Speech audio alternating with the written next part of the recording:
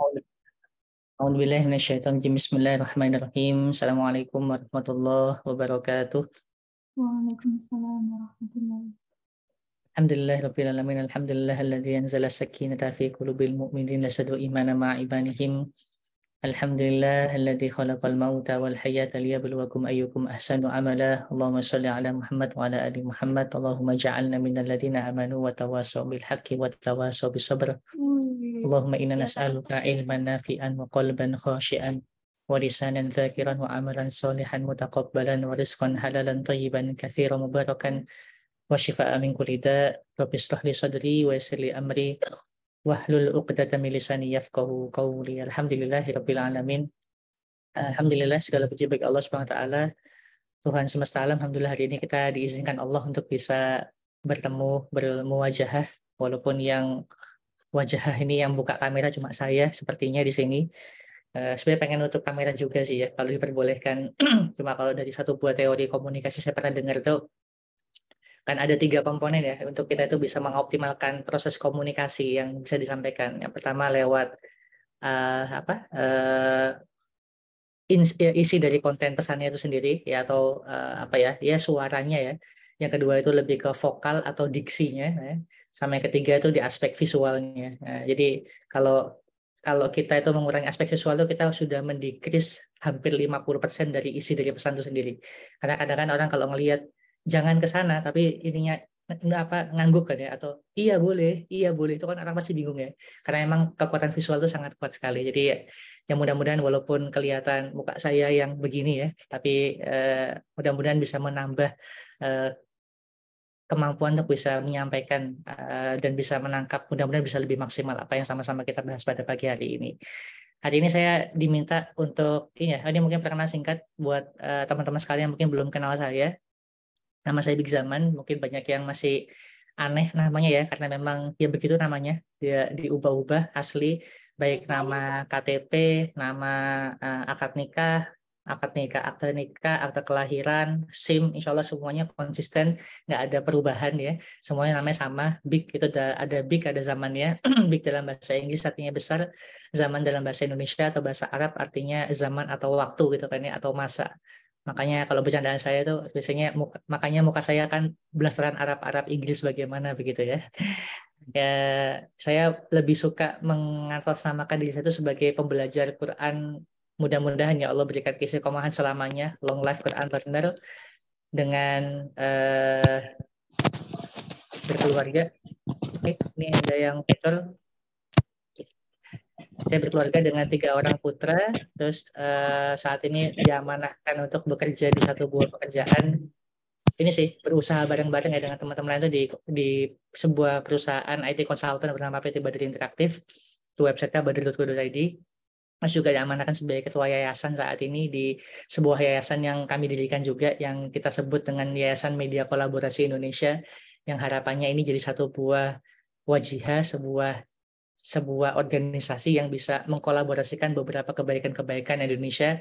Kami di Badar ini bisa mensupport di aspek teknologinya, nanti kita bisa kolaborasi bareng dengan apapun lembaganya. Mungkin juga termasuk dengan Noman Alihkan Indonesia juga. Nah, terus juga ada beberapa aktivitas baik organisasi maupun aktivitas belajar. Ini saya tulis di sini bukan apa-apa ya, karena memang hari ini topiknya karena memang sedang berbicara tadabbur terkait tentang topik Al-Quran. Saya pun juga masih seorang tholib ya di sini. Makanya saya mohon izin nih kepada di sini yang jika ada para asatizah ya, terutama Al-Ustadz Al-Mukarram Ustadz Heru Wibowo Hafizahullah Ta'ala, mohon izin Ustadz untuk bisa open mic di sini, nanti tolong dikoreksi bila ada banyak kesalahan, maupun juga asatizah yang lainnya mungkin saya tidak bisa kenali ya, tapi saya yakin semuanya sama-sama takzim dan punya sebuah niatan yang sangat luar biasa ya. Kenapa? Karena kadang-kadang orang kan kalau ikut kajian, ikut sharing seperti ini kan pasti ngelihat orangnya ya. Siapa sih yang ngomong nih? Orangnya punya kapasitas apa enggak kan ya? Ini orang ini ngawur apa gimana gitu kan ya. Nah, kadang-kadang orang udah begitu kan ya. Makanya butuh sebuah kerendah hatian, butuh sebuah perasaan atau adab yang sangat luar biasa, bahwasanya Allah tuh bisa dengan mudah menitipkan hikmah, menitipkan kebaikan tuh bisa lewat lisan siapapun kan ya. Bahkan seorang yang sangat rendah sekalipun secara status sosial, kalau Allah sudah pilih lisannya, walaupun mungkin terbata-bata kan ya, Karena banyak orang kadang-kadang hari ini kan standarnya itu penyampaian materi itu harus lancar, harus inspiring gitu kan ya. Harus sesuatu yang menggelegar, kadang-kadang harus banyak guyonnya, ada humornya. Enggak juga kan ya. Karena banyak di antara kita mungkin dulu waktu kita kuliah, SMA, itu kita banyak banget ikut training motivasi yang public speaking dari orangnya itu jago-jago gitu. Tapi ya udah, ketawa-ketawa kita di akhir sesi kita dibikin nangis gitu kan ya. Tapi ya udah, kemudian kita lupa dengan apa yang disampaikan. Nah, maka saya percaya kalau salah satu guru saya menyampaikan, kadang ya ucapan yang terbata-bata, bahkan mungkin orangnya ilmunya nggak seberapa, tapi ketika Allah titipkan sebuah hikmah dalam hatinya, dalam lisannya untuk disampaikan, karena ya lisan ini cuma lagi Allah pinjam aja ya, dan saya pun berdoa pada Allah mudah-mudahan hari ini lisan saya ini lagi dipinjam sama Allah, badan saya ini lagi dipinjam sama Allah ketika kemarin di kontak sama Mbak Siti kan ya. Saya pun juga baru menyiapkan ini pun juga baru kemarin, baru selesai jam 1:30 pagi ya. Karena emang kemarin lembur, baru selesai malam banget dari kantor. Tapi mudah-mudahan ini bagian dari Allah sedang mempekerjakan saya kada ishtarau. Jadi orang lagi memilih saya untuk hari ini dipilih lisannya mudah-mudahan untuk menyampaikan kebaikan. Jadi saya berdoa mudah-mudahan pagi ini yang tersampaikan adalah kebaikan, bukan nafsu, bukan hal-hal yang semata-mata jauh dari doa Allah Subhanahu wa taala. Nah, terkait tentang penyampaian hari ini teman-teman sekalian, saya kemarin satu topik yang kemudian come up pertama kali di YouTube saya dari Ustadz Nauman itu tentang ini ya, tadabbur satu buah surah yang sangat satu dua ayat ya, mohon maaf spesifik ayat Ali Imran ayat 147 ini insya Allah beberapa saya yakin cukup sering mendengar kan ya, tapi ada esensi yang luar biasa. Saya tuh baru pertama kali dengar ya lewat ayat ini ya, berbicara tentang israf ya, tentang berlebihan dalam segala sesuatu, tapi ternyata ini menunjukkan seberapa jauh kita tuh bisa mengkontrol mind kita, pikiran kita. Bismillah ya, dengan izin Allah, mohon izin para asatidzah sekalian, mudah-mudahan hari ini kita bisa mendapatkan rahmat dari Quran yang sama-sama kita baca. Oke, ini referensinya. Jadi ada beberapa referensi saya ambil supaya nanti pembahasannya bisa menarik dari beberapa sudut pandang ya. Dari video pertama itu Ustadz Nauman Ali Khan, judulnya Control Your Mind. Nanti ini bisa di-share slide-nya. Terus ada juga ini pernah dibahas juga sama Ustadz Omar Mita, yang mungkin ada yang pernah ikutan Syamila Series yang judulnya A Letter to Allah. Ini juga pernah dibahas juga terkait tentang israf ya atau gulu, berlebih-lebihan dalam urusan agama. Ada juga ceramahnya Ustadz Adi Hidayat. Ada beberapa teori psikologi juga yang saya share di sini ya, dari Ustadz Mas Teddy Prasetyo sama Mas Darmawan Aji. Dan yang terakhir ini dari Ustadz Boristan. Oke, bismillahirrahmanirrahim ya. Mudah-mudahan bisa cepat nih. Nanti biar sisanya banyak dilengkapin dan dikoreksi sama Mas Heru insya Allah. Ini ya, a'udzubillahi minasyaitonir rajim. Bismillahirrahmanirrahim. Wa ma kana qaulahum illa an qalu rabbana ighfir lana. Rabbana ighfir lana dzunubana wa israfana fi amrina wa tsabbit aqdamana wansurna 'alal qaumil kafirin. Surat Ali Imran ayat 147. Yang artinya tidak ada doa yang mereka selain ucapkan, ya Allah ya Tuhan kami, ampunilah dosa-dosa kami dan tindakan-tindakan kami yang berlebih-lebihan dalam urusan kami. Dan tetapkanlah pendirian kami dan tolonglah kami terhadap kaum yang kafir. Masya Allah kan ya. Nah, di sini ada satu buah background yang disampaikan sama Ustadz Nauman pada saat pertama kali membahas terkait tentang kisah ini ya, atau terkait tentang doa ini. Itu dahulu jauh di zaman sebelum Rasulullah SAW terdapat sekelompok orang. Ini juga ada disebutkan secara spesifik orangnya siapa, namanya siapa, negaranya apa, spesifik waktunya kapan di video itu sama Ustadz Nauman. Tapi ini sekelompok orang yang dia itu sudah ditahbiskan, sudah ditakdirkan Allah, dipilih Allah untuk selalu berjuang di jalan Allah, selalu mencurahkan segala fokus perhatian termasuk dalam hal-hal baik perangan jihad yang sifatnya batin maupun fisik ya. Dan ketika mereka itu hendak berjihad, ketika mereka hendak berperang, mereka itu selalu baca doa ini. Rabbana ighfir lana wa israfana fi amrina wa tsabbit aqdamana wansurna 'alal qaumil kafirin. Setiap dia mau melakukan sesuatu, setiap dia mau turun di medan perang, setiap mereka hendak untuk memperjuangkan jalan jihad ya di hadapan Allah SWT, selalu dibaca doa ini. Dan luar biasanya Masya Allah kan ya, orang-orang yang sangat lama ini, a very long people kata Ustadz Nauman ya itu ya, ini doa yang ternyata timeless kan ya. Yang ternyata ini nggak cuma relevan untuk pada saat zaman itu saja, tapi ini doa yang bisa berlaku sampai akhir zaman dan sangat-sangat punya nilai yang besar insya Allah. Kenapa? Nanti kita sama-sama bahas. Sehingga kenapa di sini Allah cantumkan doa ini itu dalam Al-Quran dengan tujuan supaya kita tuh bisa mendapatkan manfaatnya dan kita bisa untuk mengamalkannya. Jadi ini ya satu buah hal yang sangat-sangat kita syukuri kenapa Allah kemudian meletakkan ini dalam satu ayat dalam 6.000 lebih ayatnya dalam Al-Quran agar kita bisa sama-sama belajar. Maka apa insight-nya? Maka ya hafalkan, amalkan. Hafalkan, amalkan. Insya Allah nggak susah kan ya. Rabbana fir lana dzunubana wa israfana fi amrina wa tsabbit aqdamana wansurna 'alal qaumil kafirin insya Allah. Mudah-mudahan buat yang belum hafal dengan beberapa kali kita coba baca dan kita lantunkan ini ya, insya Allah sama-sama kita akan coba untuk hafal. Oh iya, tadi saya lupa buat ngecek ya. Mohon izin di komen ya, apakah suara terus gambar slide-nya cukup jelas. Takutnya nanti ini saya ngomong sendiri karena kurang lancar mungkin internetnya. Boleh direspon aman ya, insya Allah ya, Mbak? Ya, aman. Aman, oke, alhamdulillah. Jazakallah khairan. Saya lanjut ya. Jadi ternyata dalam doa ini itu, menurut penjelasan Ustadz Pengumuman itu menyangkut 4 buah permintaan yang sangat penting dalam hidup. Yaitu apa? Yang pertama, doa agar minta Rabbana ufir lana dunubana, diampuni segala dosanya. Ini insya Allah kalimatnya nggak ada yang spesial ya. Kita insya Allah juga sama-sama sudah biasa Rabbana ufir lana, ampuni dunubana, dunub dosa-dosa kita.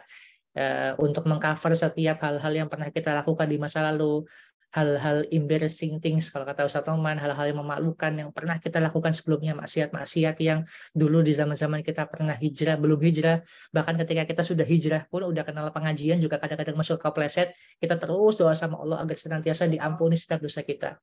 Yang kedua, wa israfana fi amrina, dan minta dijauhkan dari Allah oleh Allah dari the excess of action, hal-hal yang berlebihan yang kita lakukan setiap harinya. Watsabbit aqdamana. Poin ketiga, kita juga minta pada Allah agar kita diminta untuk diteguhkan dalam aqdamana pendirian kita. Wansurna 'alal qaumil kafirin. Kita diminta untuk ditolong dari orang-orang kafir.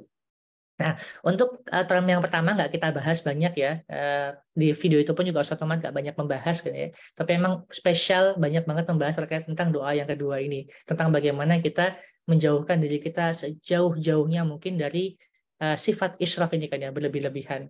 Nah, makanya ini nanti yang menarik adalah ketika dia itu dibinding ya, setelah urutan yang kedua itu kita diminta dijauhkan dari israf, kemudian yang ketiga itu kita minta untuk diteguhkan dalam pendirian. Karena memang ketika kita itu sedang israf, ketika kita itu sedang berlebihan dalam satu buah sisi kan ya, maka sejatinya itu kita tuh sebenarnya sedang ada sesuatu yang tidak stabil dalam kehidupan kita.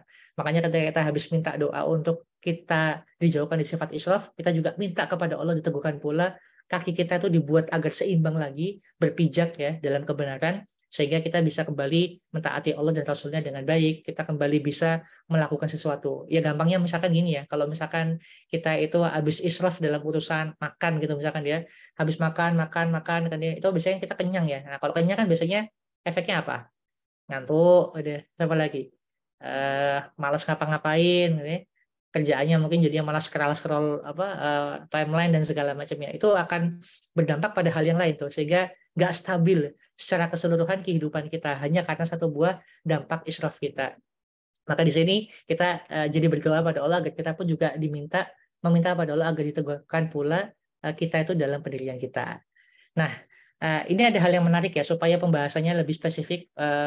Ustadz Noman pun juga menjelaskan. Sebenarnya tuh yang dimaksud di sini tuh israf yang kayak gimana sih? Israf yang seperti apa yang kita itu meminta kepada Allah agar kita itu dijauhkan sejauh-jauhnya. Ada banyak aspek ya. Ini salah satu yang kemudian disampaikan sama Ustadz Noman. Misalkan terkait tentang berlebihan israf dalam urusan agama. Bahkan ini yang pertama kali dibahas. Israf dalam urusan agama.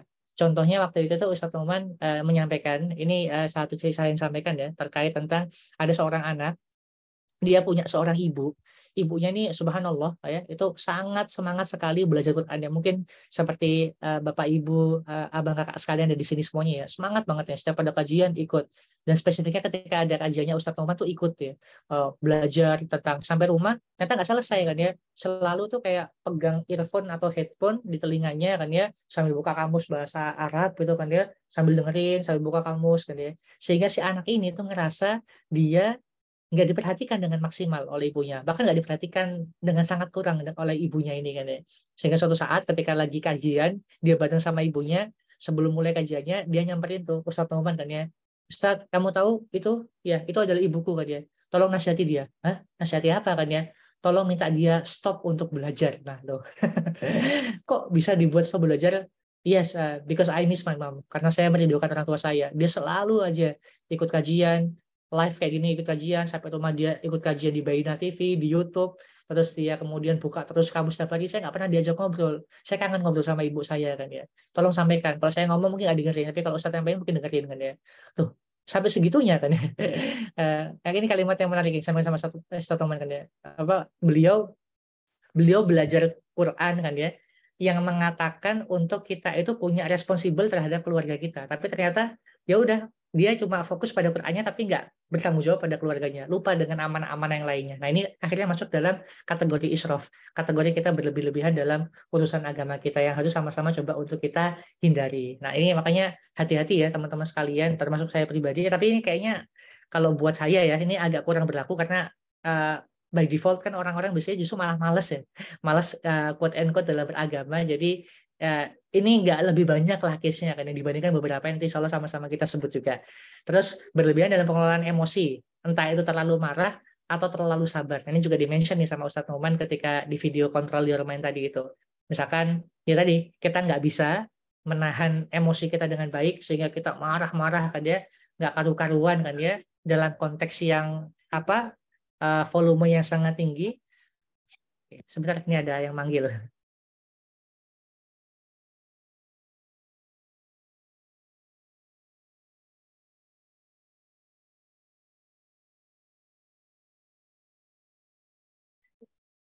Oke, itu ya. Jadi marah ya, atau sebaliknya terlalu sabar. Maksudnya gimana? Kalau kalimatnya Ustaz Ramzi terlalu silent ya.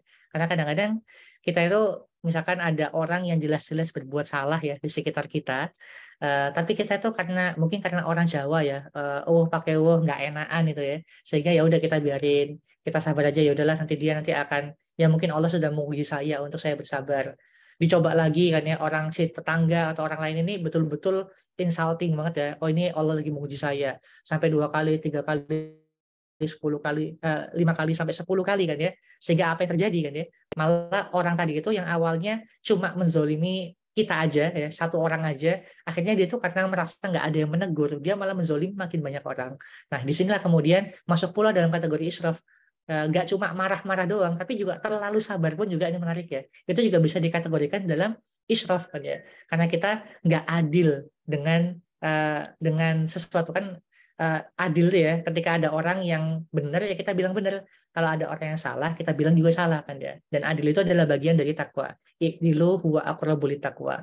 Maka ternyata penting tuh untuk kita untuk speak up ketika ada orang yang memang berbuat salah. Karena kalau tidak kita sampaikan maka bisa jadi dampak kerusakan dari apa yang dia lakukan ini itu nggak cuma mengenai kita tapi juga makin banyak orang di sekitar kita.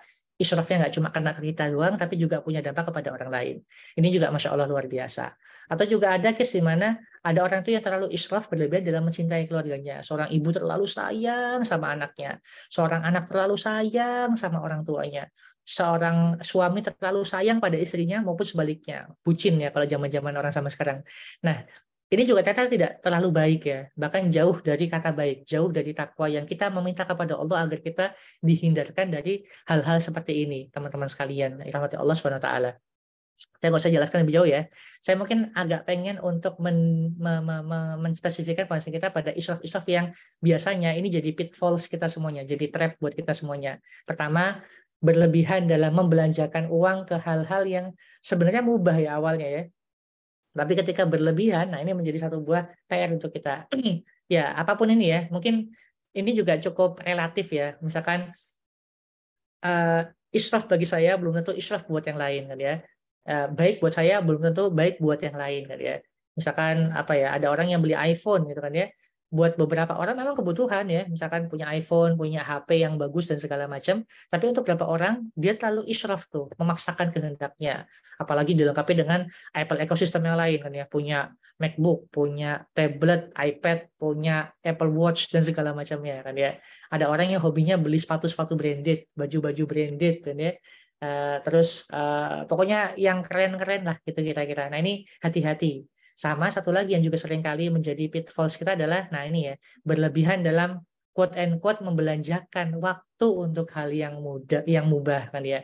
Jadi nanti sama-sama kan kita sama-sama bahas. Nah, nah ini ya satu hal yang ini saya dapat nasihatkan dalam sekali ini dari Ustadz Boris ya. Beliau menyampaikan makin kaya makin gaya. Kenapa sih kan ya? Pernah nggak sih teman-teman tuh berpikir ya? Dan mungkin kita pun juga coba aja kita refleksikan pada diri kita.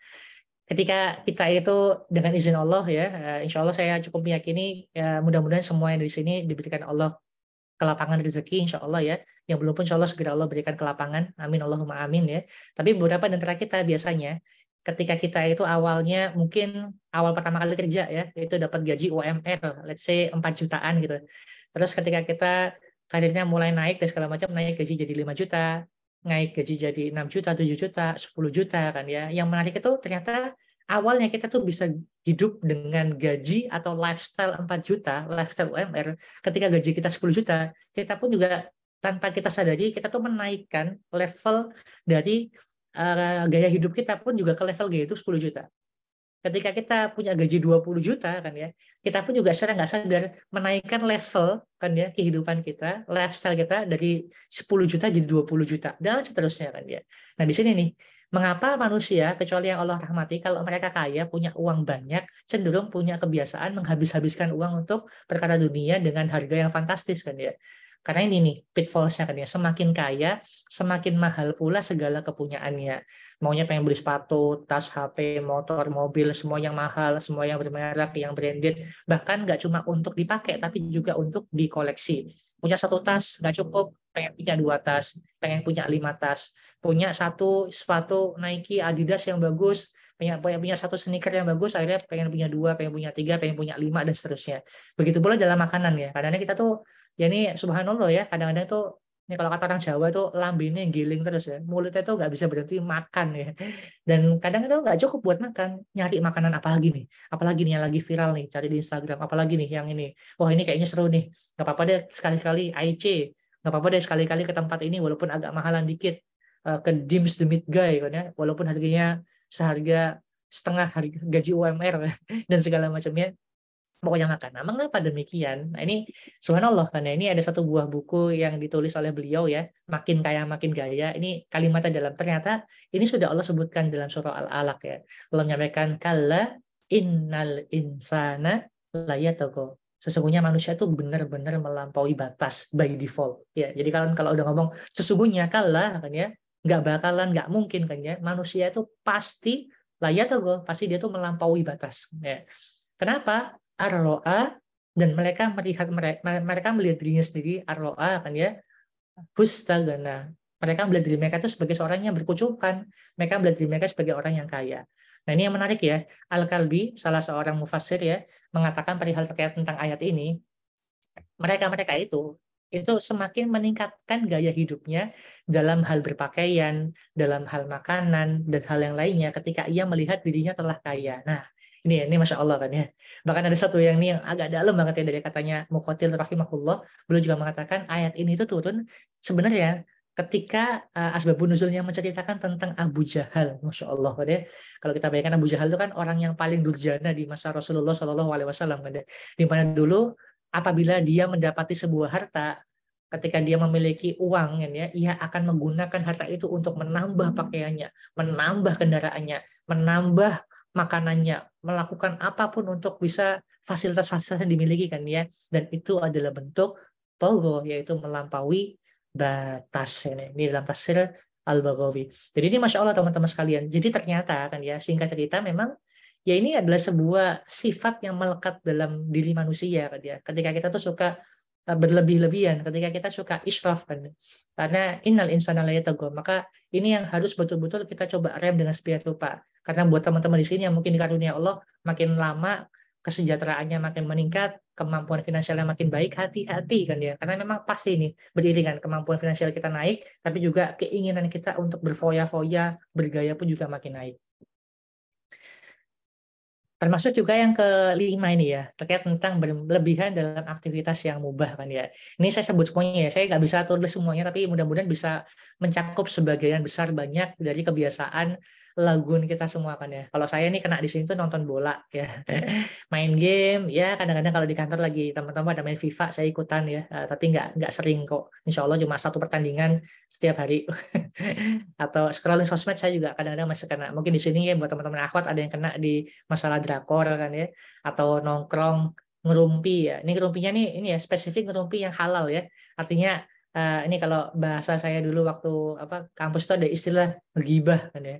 Oh gibah pokoknya nggak boleh. Nah gibah ini singkatan gosip bareng ikhwah. Nah kan ya. Jadi omongannya yang baik-baik kan ya. Tapi ya tadi karena ngomongnya panjang kan ya, ngabisin waktu sehingga kita lalai dengan apa yang harus kita kerjakan seharusnya. Nah itu udah mulai berlebihan dalam urusan agama. Ini banyak banget ya, scrolling, main game, nongkrong, rumpi, mancing, dan berbagai macam yang lainnya. Ini juga bisa masuk dalam perkara israf kan ya. Nah, saya tuh kemarin dapat satu buah nasihat yang dalam banget ini dari mentor saya, Mas Darmawan Aji ya, tentang, nah kita kan sering dengar ya, kalimat ini ya, time is money. Time is money, waktu adalah uang. Pertanyaannya, emang benar waktu itu adalah uang kan ya? Nah, ada hal yang menarik kan ya. Kalau kita ngomong uang itu kan bisa dihemat, ya kan? Bisa kita hemat-hemat. Uang itu bisa ditabung. Uang itu bisa kita investasikan supaya bisa berkembang lagi. Tapi kalau kita tanya, emang waktu bisa dihemat? Nggak bisa kan ya. Apakah waktu bisa ditabung? Saya pengennya hari ini cuma pakai 14 jam aja deh. Sisanya 10 jamnya saya tabung buat 10 tahun lagi. Apakah bisa? Nggak bisa kan ya. Atau saya investasikan. Waktu saya taruh kan ya di suatu tempat supaya nanti waktu saya bisa berbunga, bisa ada marginnya kan ya. Makin nambah lagi ketika saya tua. Apakah bisa? Nggak bisa. Waktu itu harus kita habiskan kan ya dalam satu hari kan ya, dalam 100 atau 1440 menit nggak boleh ngisa, harus habis kan ya. Kalau nggak ya udah hilang gitu aja, nggak akan bisa kita lakukan apa-apa. Ini satu hal yang luar biasa, makanya kenapa akhirnya kita tuh harus bertanya pada kita kan ya, lalu waktu itu dihabiskan untuk apa kan ya.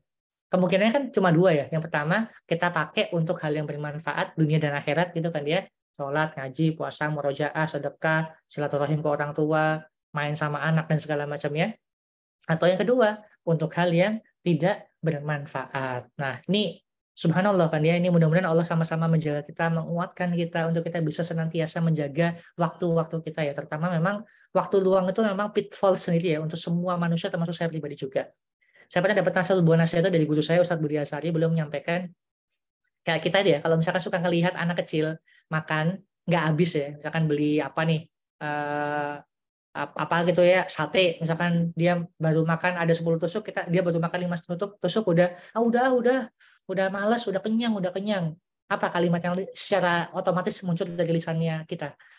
Ih, makan dong, habisin dong dek kan ya, kan mubazir itu kan ya. Atau bahkan cuma karena makanan sisa satu sendok aja dari total satu piring ya, sisa satu sendok doang, habisin deh, mubazir ini, mubazir, makan ya. Kita dengan mudah ya, kita tuh bilang ini mubazir nih, karena makanannya kalau nggak dimakan pasti akan kita buang. Subhanallah kan ya. Lalu bagaimana, apa kabar dengan waktu-waktu kita? Kita punya 24 jam waktu kita yang kita pakai buat scrolling Instagram, yang kita pakai buat nonton YouTube, yang kita pakai buat TikTokan, yang kita pakai buat terlala-terlili sama teman-teman kita kan ya. Itu subhanallah itu kurang mubazir apa kan ya. Bagaimana kita memandang hidup kita selama sekian tahun yang sudah kita lewati. Apakah kita nggak pernah bilang, ih mubazir banget tuh waktu kamu kan ya. Mubazir banget tuh umur kamu setahun kemarin. Mubazir banget nih selama 20 tahun, 30 tahun kamu hidup itu mubazir banget. Kita nggak pernah menyadari itu bahkan ya, subhanallah. Maka di sini sama-sama kita harus yakin ya, atau kita menyadari harus masuk dalam ruang kesadaran berpikir kita, israf dalam urusan waktu. Ini tuh juga satu hal yang sangat berbahaya. Makanya saya daripada waktu itu adalah uang, saya sepakat dengan perkataannya Imam Asy-Syafi'i kan ya, bahwa saya waktu itu ibarat pedang. Jadi kalau kita nggak mampu menggunakannya untuk menebas, maka dia itu akan menebas kita. Kalau kita nggak bisa menggunakan waktu kita itu untuk hal yang baik, maka dia pasti akan mengkontrol kita dengan hal-hal yang tidak baik kan ya. Dan jika jiwamu tidak engkau sibukkan dalam kebenaran, maka pasti engkau akan menyibukkan dirimu dalam kebatilan. Minimal kesia-siaan, subhanallah. Maka konsep menghabiskan waktu yang tepat ya ini ya, supaya kita nggak israf itu harusnya ini kalau kata Mas Aji itu antara nilai dan aktivitas ya, itu tuh harus selaras teman-teman sekalian kan ya. Apa itu nilai? Ya apa yang kita anggap penting dan berharga dalam profesi kita, dalam pengembangan diri kita, dalam visi misi hidup kita, dalam ibadah kita kan ya. Dia tuh harus selaras nilai yang kita definisikan ini yang penting itu dengan aktivitas kita, hal yang berkaitan dengan waktu kita. Bagaimana kita menggunakan waktu kita itu mencerminkan nilai kita. Ini yang harus selaras teman-teman sekalian. Subhanallah. Jadi ini ya, ini saya nggak akan banyak bahas di sini, cuma pengen ngasih gambaran kalau mari bareng-bareng. Saya pun juga menasihati getok-getok diri saya beri big bangun yang ngomong ini kan ya. Jangan sampai kita menghabiskan waktu kita dengan cara yang salah. Karena sekali lagi waktu itu nggak bisa kita hemat-hemat, waktu itu nggak bisa kita tabung, waktu itu nggak bisa kita investasikan, harus kita habiskan, maka habiskanlah dengan bijak. Nah, pertanyaannya kemudian masuklah ini, insya Allah bagian akhir-akhir dari penjelasan kita, bagaimana caranya agar kita tidak terjebak israf kan ya? Bagaimana agar kita tidak terjebak dalam pitfalls tadi ya, berlebihan dalam segala hal urusan-urusan tadi kan ya? Maka jawabannya yang ada di judulnya tadi kan ya, dengan cara ya control your mind, dengan cara kita mengendalikan, berusaha untuk mengendalikan pikiran kita, mindful. Kenapa pikiran? Nah, ini sama-sama insya Allah kita bahas. Ini di surah yang lain ya, di surah Asy-Syams, insya Allah sama-sama kita sama-sama hafal juga sebagai ayat yang inspiring kedua saya mau angkat ada Allah menyampaikan fa'alhamaha fujuraha wa taqwaha qad aflaha man zakkaha wa qad khaba man dassaha. Sesungguhnya Allah itu fa'alhamaha telah mengilhamkan kepada setiap manusia fujuraha, sifat-sifat fujur, jalan-jalan kejahatan, jalan-jalan kemaksiatan, jalan-jalan kemalasan, jalan-jalan israf, wa taqwaha, tapi juga kebaikannya, jalan yang baik, jalan yang mengingat Allah, jalan untuk bertakwa kepada Allah Subhanahu wa taala. Dan orang-orang yang kemudian disebut beruntung adalah qad aflaha, orang-orang yang aflaha, orang-orang yang beruntung, orang-orang yang falah, yang menang, yaitu man zakkaha, orang-orang yang mensucikan dirinya dari sifat fujurnya tadi ini. Nah ini subhanallah teman-teman sekalian. Dan sebaliknya waqad khaba man dassaha, dan sungguh rugi orang-orang yang mengotorinya. Ini mungkin analoginya kayak kita misalkan punya baju kan ya. Kalau baju kira-kira itu dia kotor kena noda. Kira-kira apa yang harus kita lakukan? Apakah A membuang bajunya atau B ya menghilangkan kotorannya? Kan yang betul menghilangkan kotorannya kan ya, masa sih apa kotor dikit bajunya dibuang kan enggak kan ya. Jadi memang kata kuncinya adalah bagaimana kita bisa mensucikan dari tubuh kita, jiwa kita dari fujur-fujur yang sedang menggelayuti diri kita hari ini. Subhanallah. Maka ini yang sangat penting teman-teman sekalian. Allah menyampaikan qad aflaha, sungguh orang-orang yang beruntung tadi, orang-orang yang dia itu menang. Man ini kan bisa berarti siapa aja ya, baik tua, muda, kaya, miskin, orangnya cakep, ganteng dan segala macamnya, siapapun itu kan ya, yang dia berhasil zakah, menurunkan atau mensucikan dirinya. Nah, singkat cerita kan ya, ini sebenarnya agak panjang penjelasannya, tapi udah setengah jam lebih saya ngomong, saya takutnya teman-teman ngantuk nih dengerin saya ngomong kan ya. Cara kita itu untuk bisa mengendalikan nafsu kita kan ya, agar kita tidak terjebak dalam sifat fujud ini ya dengan cara kita itu harus mensucikannya dengan intensi kita punya kesadaran mindful untuk berusaha mensucikannya. Kayak tadi kita ada kotoran di baju ya kita cuci kan. Nyucinya kan nyadar kan, nggak ada kan orang nyuci nggak nyadar itu kan ya. Ya minimal kita masukin ke mesin cuci kan kita sadar ya. Nah kira gitu. Nah maka kalau kata Ustaz tadi itu kita harus bisa memahami cara kerja nafsu kita, termasuk israf tadi kan ya. Pertama, ketika dia itu muncul ya, ketika dia muncul terbesit dalam pikiran kita kan ya, langsung tuh kita harus sadar tuh wah ini sifat fujur nih, israf nih misalkan kan ya. Nah, ini sifat fujur, lalu gimana caranya? Nah, langsung dalam pikiran yang sebaliknya, cari kebalikannya, yaitu sifat takwanya dan kita implementasikan. Jadi ketika kita muncul nih bisikan syaitan atau muncul dalam perasaan kita, muncul dalam pikiran kita untuk berbuat hal yang bermaksiat, atau kita mau israf, atau kita mau apapun, kenali yang pertama, kan ya, ini adalah sifat fujur, lalu cari kebalikannya, yaitu sifat takwanya. Nah, ini satu buah bagian yang menarik ya. Ini biar teman-teman sekalian lebih mudah untuk memahami. Saya belajar ada satu buah konsep dalam buku ini ya, NLP. Ini namanya, ini bukunya Mas Teddy ini, NLP the path to excellence ya. Ini ada konsep yang namanya human model of the world kan ya. Bagaimana sebuah kejadian ya dari sebuah hal yang ada dalam realita kehidupan kita itu kemudian bisa menjadi pikiran kita, perasaan kita, perilaku kita yang kemudian menjadi hasil. Nah, ini kurang lebih itu selalu gitu. Jadi setiap perilaku yang kita lakukan misalkan di sini tuh pasti itu dipengaruhi oleh perasaan kita. Dan perasaan kita itu pasti dipengaruhi oleh apa yang kita pikirkan. Nah, pikiran kita itu dipengaruhi oleh kejadian-kejadian yang pernah mampir dalam pikiran kita atau yang sedang men-trigger kita untuk memikirkan sesuatu. Kan gitu kan ya. Output dari perilaku ini pasti adalah hasil ya. Nah, saya kasih contoh yang simpel ya buat teman-teman sekalian biar bisa lebih kebayang. Nih, misalkan, nih kayak saya nih, beberapa bulan lalu tuh sempat muncul godaan-godaan untuk kepengen banget beli iPad. Ini karena emang udah lengkap nih, HP udah iPhone dengan izin Allah, terus MacBook juga udah pakai Mac kan ya. Terus ya itu tuh kayak godaan-godaan Apple ekosistem. Buat teman-teman mungkin yang relate ya, itu memang luar biasa subhanallah ya, sangat menggoda sekali dengan segala. Tapi tadi saya tuh berusaha ngerem kan ya. Insya Allah nggak ada masalah dalam membeli ya, dengan izin Allah bisa dibeli kan ya. Tapi apakah ini perkara israf? Apakah ini sesuatu yang kemudian akan Allah tanya? Hisapnya akan panjang nih iPad saya, iPad ini kalau misalkan jadi dibeli kan ya. Nah, ketika muncul nih, misalkan lagi buka IG, muncul ada promo info barang bekas atau di Tokopedia, wah ada iPad nih, masih bagus nih, harganya miring lagi, turun 1 juta dan segala macamnya, ada promonya iBox misalkan. Nah, yang pertama yang muncul di pikiran kita tuh gimana? Wah, murah juga nih harganya nih. Nah, boleh nih, uang ada juga lagi di trending. Mulai kepikiran, dikonsider kan ya.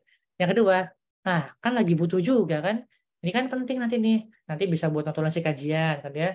Padahal nanti ini baru iPad doang ya, belum Apple Pencilnya. Nanti bayar lagi tuh, 2 juta lagi. Kan bisa buat notulensi kajian kan ya. Terus nanti kalau misalkan mau rapat ketemu sama klien, bisa kelihatan keren kan, karena pakai iPad kan ya. Presentasi ke klien juga akan oke nih, butuh nih mah, ini mah sangat dibutuhkan untuk seorang penuntut ilmu dan juga seorang konsultan seperti saya kan ya. Insya Allah dibutuhin banget.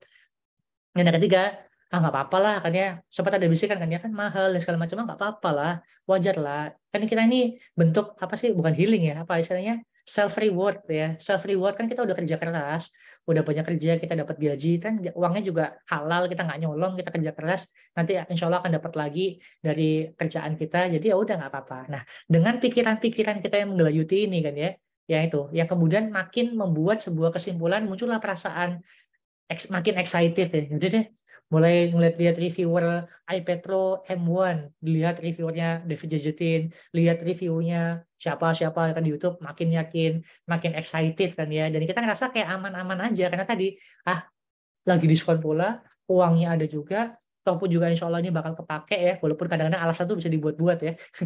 Pokoknya buat kajian lah, buat ini lah, buat itu lah kan ya, supaya bisa lebih banyak baca lah kan ya. Kan kalau misalkan baca buku fisik ini kan menantang kan ya. Ceritanya kalau beli iPad itu bisa makin semangat buat baca dan segala macam. Nah, akhirnya muncul lah gitu perilakunya apa? Check out ya kan ya. Nih kalau ibu-ibu di Shopee ini udah check out nih hobinya nih. Check out. Jadi hasilnya apa kan ya? Nah, biasanya kalau misalnya udah beli itu senangnya 1 hari, 2 hari, 3 hari pertama kan ya. Ketika kita menyadari kalau barang ini nggak benar-benar kita butuhkan ya, itu kita baru akan menyadari kalau kita sudah terjebak dalam jebakan israf tadi gitu ya. Nah, maka gimana nih caranya kita bisa mengimplementasikan ayat tadi kan ya?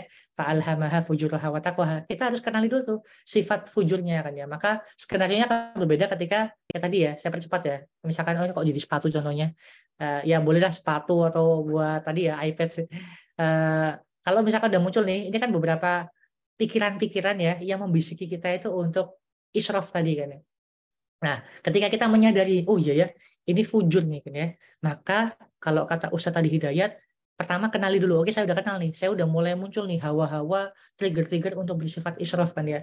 Maka cari kebalikannya kan ya. Cari sifat takwanya kan ya. Atau kita juga bisa hadirkan tuh ayat-ayat yang berbicara tentang israf kan ya, supaya kita tuh sadar kalau itu bukan sesuatu yang disukai Allah. Misalkan tadi misalkan ya, wa israfana fi amrina, ya Rob, inget kemarin habis nyampein materi tentang Ali Imran 147 kan ya, Rabbana dunubana wa israf, Rabbana ghfir lana dunubana wa israfana fi amrina kan ya. Bahkan ketika ini kemudian didawamkan jadi zikir pribadi kan itu akan ingat terus ya. Misalkan tiap doa kita selain Rabbana atina fid dunya dan segala macam, kita juga baca ini Rabbana ghfir lana dunubana wa israfana fi amrina, kan akan terus terngiang tuh kan ya. Ini makanya pentingnya kita tuh mengingat apa yang kita pelajari, ayat-ayat yang kita hafal tuh supaya Suatu hari ketika kita ada satu buah kondisi itu bisa come up dalam kepala kita, itu sesuatu yang berbahaya, harus kita berantas. Wah ini nih, israf nih, tanda-tanda israf nih, harus gimana ya? Kayaknya nih harusnya nggak boleh deh. Nah itu mulai muncul tuh kan ya, kita mulai muncul perasaan nggak aman-aman aja kan ya. Tapi kita khawatir ini termasuk bagian dari israf kan ya. Kalau kurang kuat tambah lagi kan ya dengan ayat tadi, ayatnya Ad-Duha, Asyams ya, qad aflaha man zakaha. Yang beruntung itu big ya, orang-orang yang selamat itu big ya, bukan orang yang ngelempengin aja sifat wujudnya, bukan orang yang ngelampiasin aja nafsunya, tapi dia bisa man zakaha, yang bisa mensucikan sifat-sifat maksiat tadi, yang bisa menghindarkan dirinya dari sifat-sifat israf tadi kan ya. Maka itulah orang-orang yang menang. Nah sebaliknya berarti orang-orang yang dia itu nggak bisa menghindarkan dirinya dari sifat israf kan ya. Maka ya tadi qad aflaha man zakkaha wa qad khaba man dassaha. Kita akan merugi serugi-ruginya kalau kita terjebak dengan sifat fujur kita. Sehingga ketika kita udah muncul pikiran kita itu bisa kita seimbangi dengan pikiran-pikiran takwa seperti ini, kita bisa mengkontrol pikiran kita, kontrol your mind kan ya, dengan hal-hal yang kemudian Allah ridhoi, ayat-ayat Allah kita munculkan, perintah-perintah Allah kita munculkan dalam ruang kesadaran berpikir kita, muncul satu perasaan takut israf, takut salah belanja, takut nanti hisabnya berat. Padahal kita terus berdoa sama Allah kan ya, Rabbana Rabbana apa? Pas aja lupa. Ya kita selalu berdoa sama Allah kan agar kita itu dimudahkan ya dalam urusan hisab kita. Agar kita tuh dimudahkan, agar kita tuh nanti gak lama-lama lah ketika kita tuh ngantri di yaumul hisab ya. Maka takut kita tuh buat israf, takut kita itu untuk melakukan hal berlebihan. Sehingga perilakunya alhamdulillah kita nggak jadi beli, kita ignore tuh walaupun promo, walaupun gimana dan segala macamnya, dan hasilnya insya Allah alhamdulillah kita selamat dari perbuatan israf. Itu teman-teman sekalian, yang mudah-mudahan gambaran singkat ini bisa ngasih gambaran ke kita tentang judulnya kenapa lagi-lagi control your mind ya. Karena tadi sebenarnya ketika kita bersifat israf atau segala kemaksiatan atau hal-hal yang tidak diridhoi Allah itu pasti semuanya itu secara nggak langsung melewati pikiran kita. Pasti dia itu ada dalam ruang kesadaran berpikir kita. Maka bagaimana kita bisa menghadirkan hati kita yang tepat ya, sikap-sikap takwa kita itu dalam pikiran kita, insya Allah itu akan kemudian terejawantah dalam bentuk perilaku kita. Maka saya tutup dengan satu buah penutup ya, ini nasihat dari Ustadz saya, Ustadz Banu Muhammad. Beliau itu pernah nyampein ini ya, nasihat ya, biasakanlah untuk selalu menyelisihi hawa nafsu, maka kita itu akan menang pada akhirnya. Ini ada dalam surah apa ya namanya ya, surah ini apa yang mungkin teman-teman juga insya Allah udah pada hafal, wa nahan nafsa anil hawa, surah An-Nazi'at ya. Wa amma man khafa maqama rabbih wa nahan nafsa anil hawa. Dan adapun orang-orang yang takut dengan kebesaran Tuhan ya, takut kepada Allah kan ya. Wa nahan nafsa, ini kalimatnya menahan ya, sama ya dari kata nahan. Wa nahan nafsa, dan menahan dirinya anil hawa, dari hawa nafsunya kan ya. Orang-orang yang dia takut sama Allah dan berusaha sedemikian rupa, walaupun berjuang, walaupun kepengen, walaupun pengen makan mukbang, walaupun kepengen beli iPhone, beli iPad dan segala macam, wanahan nafsa anil hawa. Kita pengen tahan tuh hawa nafsu itu. Dan kata Allah apa? Fa innal jannata hiyal ma'wa. Kan itu banyak ya. Ketika kita bisa menahan, fa innal jannata hiyal ma'wa, maka disitulah surga tempat tinggalnya. Siapa sih yang di sini nggak mau surga, teman-teman sekalian? Siapa yang siap untuk bersabar di dunia dari sifat israf, dari kepingin untuk maksiat, kalau surga balasannya? Ada yang nggak kepengen? Insya Allah kita semua kepengen, maka buktikan dalam setiap detik, setiap momen ujian-ujian israf, ujian-ujian maksiat itu bisa kita kendalikan, kita bisa mengkontrol pikiran kita, karena kita sama-sama sedang perjuangkan satu buah harga yang sangat mahal yang bermakna surga. Itu insya Allah dari saya. Mohon maaf sekali lagi kalau banyak kata-kata yang kurang berkenan dan ada yang tidak tepat ya. Mudah-mudahan Allah ampuni setiap kekurangan dan dosa. Semoga Allah bimbing kita senantiasa dan jauhkan kita di sifat israf, dan kita bisa memperkuat jiwa ketakwaan kita dibandingkan sifat fujur kita. Barakallahu fikum. Saya kembalikan kepada moderator. Assalamualaikum warahmatullahi wabarakatuh. Waalaikumsalam warahmatullahi wabarakatuh. Alhamdulillah, Masya Allah. Jazakumullah khairan hasir kepada Ustadz Zaman ya, yang sudah menyampaikan story morning pada pagi hari ini. Dan luar biasa kita diberi pengingat untuk kalau bisa menyelisihi hawa nafsu kita ya. Kadang pilihan-pilihan untuk memperturutkan hawa nafsu itu datang di waktu-waktu di mana kita mungkin sedang lemah imannya begitu ya. Bahkan ada juga ketika kita sedang mungkin merasa diri kita itu sedang kuat imannya, sehingga kita berlebih-lebihan seperti halnya terus semangat di dalam kajian, ikut kajian ini itu sampai melalaikan hak orang lain yang seharusnya kita tunaikan. Seperti itu. Nah, dari sini mungkin teman-teman yang hadir di Story Morning ingin menyampaikan refleksi ataupun pertanyaan, dipersilahkan bisa melalui raise hand, open mic, atau juga melalui chat yang ada di ruang Zoom kali ini. Untuk itu dipersilahkan. Namun sebelumnya mungkin dari para kontributor seperti Pak Heru atau Bang Muji, mungkin ada yang ingin disampaikan refleksi atau ya Mbak, terima kasih silakan Mbak Fatimah, Mbak Nisa. Alhamdulillah ketemu lagi sama Mas Big Zaman nih. Ya, Ustaz. Saya mau izin mengoreksi dulu. Jadi ini kan topiknya jangan berlebih-lebihan gitu. Salah satu yang kita bahas cukup intens ini kan tidak perlu berlebihan. Jadi sepertinya ada seseorang yang dilebih-lebihkan. Jadi itu mungkin menjadi koreksi. Jadi di sini tidak ada yang lebih dari yang lain, sama-sama belajar, sama-sama muridnya Ustadz Numan kalau beliau menerima sebagai murid, dan sama-sama sharing hasil belajar masing-masing. Tapi kalau dari Mas Big Zaman ya, ini memang saya harus melebih-lebihkan. Memang luar biasa karena beliau apalagi konsultan dan masih menyempatkan waktunya juga. Alhamdulillah.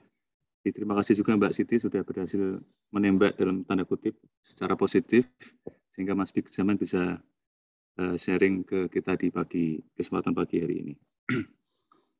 Nah, saya coba sedikit ini aja Mas Big menambahkan sedikit aja nih terkait kan ini jadi pertanyaan saya karena ayat ini ya mudah-mudahan semuanya sudah hafal ya, karena kalau saya alhamdulillah dulu pernah ada kesempatan kerja di luar negeri, pernah 2 bulan, pernah 2 tahun gitu, tidak di Indonesia, jadi tidak mungkin juga secara praktikal membawa keluarga karena negaranya negara yang tidak ada sekolah Islamnya, terus jadi bingung gitu kan kalau bawa-bawa itu, apalagi istri juga masih berkarya juga.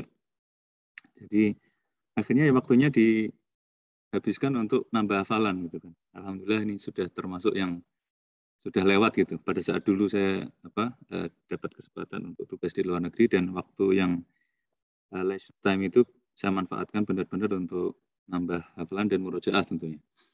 Nah ini yang cukup menarik dari ayat ini memang tadi dibahas dari sisi israf cukup intensif. Ketika saya lihat di ini tadi pesan dari Mas Big Zaman bagus sekali ya, tidak sebaiknya kita tidak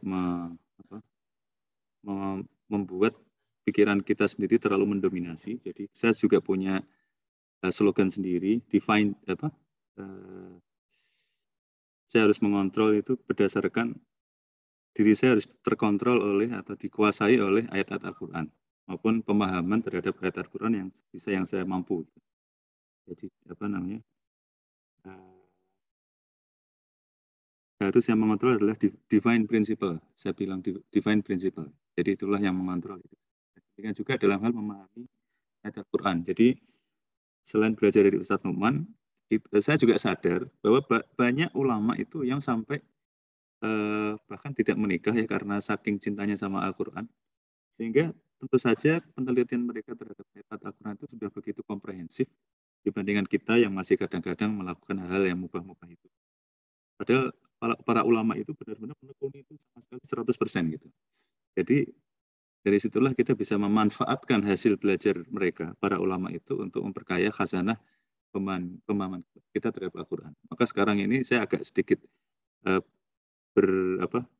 bergeser haluannya. Dulu memang karena saya waktu itu dari kecil masa suka Al-Quran dan saya suka pembahasan ayat Al-Quran, siapapun yang mencoba memahamkan ayat Al-Quran itu kepada saya, para ulama, para asatidz dan asatidah dan lain-lain yang kontribusinya sudah luar biasa. Dulu ada penasihat zamannya Pak Harto dulu berkuasa, itu ada penasihat beliau dari Markas Besar Angkatan Darat, Kiai Haji Qasim Nur Seha, itu saya dengarkan terus gitu, saya pantau terus gitu setiap ada kajian beliau. Setelah beliau nggak ada ya terus akhirnya ada Ustadz Nu'man. Nah ini saya juga dengerin betul gitu. Tapi setelah saya punya akses lah belajar bahasa Arab dikit-dikit, terus punya akses terhadap kitab-kitab dari para ulama ya, terus akhirnya agak condong bergeser. Jadi saya agak lebih mendahulukan para ulama yang memang sudah sejak kecil sudah hafal Quran, sudah hafal ribuan hadis, sudah hafal kitab-kitab gitu. Jadi penjiwaan mereka terhadap mentalitas nubuah mereka itu lebih keren gitu. Maksudnya lebih mereka juga bukan, Ustadz Nu'man juga pernah menjelaskan bahwa para ulama ini bukan tipe orang yang keliling sana kemari gitu. Jadi ya mereka di situ, terus orang-orang berdatangan ke situ. Ya emang sebaiknya memang seperti itu kan, yang berguru ya muridnya datang ke guru. Nah, Ustadz Nu'man berbaik hati datang ke Indonesia gitu kan, mengajarkan Al-Quran itu the courtesy of him, of Ustadz Nu'man Ali Khan. Nah, ketika saya pelajari kitab para ulama itu, akhirnya menemukan sesuatu yang memang seperti misalnya Israf ini ya. Israf ini, ayat ini misalnya kalau di tafsir Ibnu Katsir itu satu paket dengan ayat yang wa Muhammadun illa rasulun qad khalas min qablihi rusul. Jadi sampai dengan ayat 144 sampai 148 itu satu paket, satu paragraf, satu tema yang masih terkait dengan hoax ya. Jadi zaman dulu juga sudah ada hoax bahwa Muhammad terbunuh, itu kata setan. Itu yang ditiupkan oleh setan sehingga melemahkan kaum muslimin. Jadi belum ada WA, belum ada Instagram, tapi sudah ada hoax ya. Memang itu sudah termasuk bagian dari kehidupan manusia. Nah itu kan sempat melemahkan. Makanya di sini kan kadang-kadang muncul pertanyaan, Wansur al-Qawmil Kafirin ini urusannya apa gitu. Ya urusannya karena saat itu muslimin kan begitu mendengar Rasulullah terbunuh, padahal nggak benar gitu, namanya juga hoax. Di perang Uhud itu kan pasti lemah ya kalau kita mendengar seorang ulama besar atau belum lama ini beberapa waktu yang lalu ya Dr. Yusuf Qaradawi itu sedikit menimbulkan nggak guncang-guncang banget sih, nanti kena israf gitu. Tapi paling enggak itu kita merasa something ya karena kehilangan seorang yang ulama gitu, yang sangat kita hormati dan kita hargai dan kita cintai. Termasuk apalagi zaman sahabat dulu ada berita Rasulullah wafat gitu. Dan itu kan mungkin terjadi kan, para nabi juga manusia biasa yang mungkin wafat. Makanya ini terus jadi masuk akal adanya wansurna ala qawmil kafirin. Nah, terus kalau menurut Imam Al-Qurtubi itu wa israfana fi amrina, sebelumnya kan Rabbana firlana dzunubana wa israfana. Nah, itu yang dzunubana itu dosa kecil, yang israfana itu dosa besar. Jadi Ustadz Nu'man juga pernah membahas tentang dzam. Itu memang dosa kecil. Jadi kalau katakanlah orang-orang soleh, insya Allah mudah-mudahan hanya sampai dzam aja, tapi nggak sampai israf.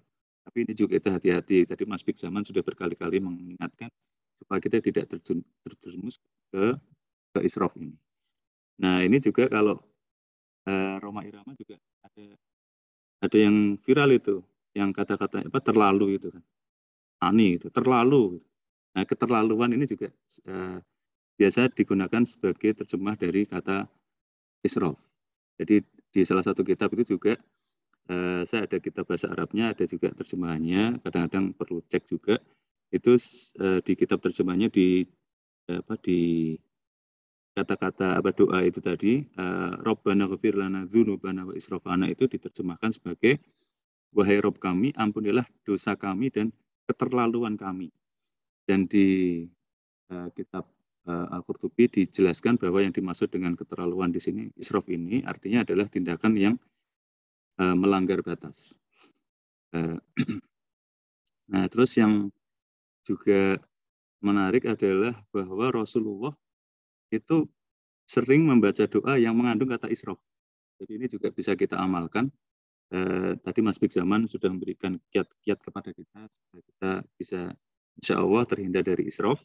Nah, kalau mau mengamalkan doa ini juga boleh. Ini ada di Sahih Muslim dan disebutkan juga di Al-Qurtubi. Itu doanya adalah Allahumma ghfirli khati'ati wa jahli wa israfi fi amri wa ma anta a'lamu bihi minni. Ya Allah, Allahumma ya Allah, ighfirli, ampunilah kesalahanku, khati'ati, ighfirli khati'ati, ampunilah kesalahanku, wa jahli, dan kejahilanku, wa israfi, dan tindakanku yang berlebihan, fi amri, dalam urusanku, wa ma anta a'lamu bihi minni, dan apa yang engkau ketahui dariku. Ini doa ini sering diucapkan oleh Rasulullah, ada di Sahih Muslim, dan ini doa ini mengandung kata-kata israf yang mudah-mudahan bisa membantu kita juga kita amalkan. Tapi Mas Bigzaman menceritakan kadang-kadang kita ketemu dengan situasi di mana di depan kita ada kemungkinan atau potensi untuk israf. Nah, kita bisa amalkan juga doa yang sering dibaca Rasulullah ini. Allahumma ghfirli khati'ati wa jahli wa israfi fi amri wa ma anta a'lamu bihi min. Saya itu sedikit tambahan dari saya. Sekali lagi salut, hormat, mudah-mudahan lancar dilancarkan urusannya. Mudah-mudahan ya bisa membelikan iPad buat putra-putrinya supaya nanti kalau belajar juga lebih enak. Saya juga kadang-kadang saya pernah membelikan juga karena kasihan anak saya itu kalau belajar harus ngeprint dulu, dia harus baca ngeprint terus nanti tanda-tandain gitu. Terus dia kok kepingin supaya nggak ngeprint lagi ya udah pakai iPad ya. Itu tapi saya sendiri pakai Samsung. Jadi saya sendiri nggak terus wah anakku kok pakai itu aku enggak ya. Itu juga bisa israf saya. Tapi kalau untuk mempermudah urusan anak saya melakukan itu. Nah, mudah-mudahan itu tidak dihisap nantinya karena ini bukan untuk saya, tapi untuk anak saya. Jadi mudah-mudahan Allah mengampuni kalau itu misalnya. Tapi kalau kata ulama juga ayat terakhir dari Al-Baqarah itu sudah menjamin ampunan walaupun kita tidak boleh memanfaatkan atau akhirnya inasina awkhata'na itu sudah jadi kayak dan itu kan diijabah oleh Allah itu. Jadi umatnya Rasulullah ini memang luar biasa kedudukannya sampai dosa in advance ini.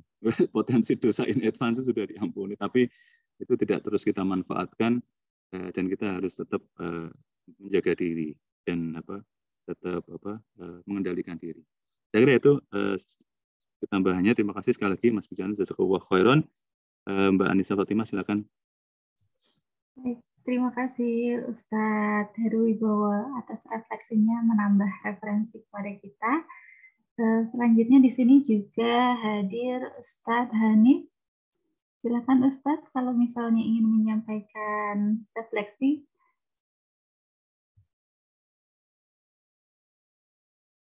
Oh iya, ini ada tanggapan dari Ustadz Bigzaman. Wa iya Kak Ustazi.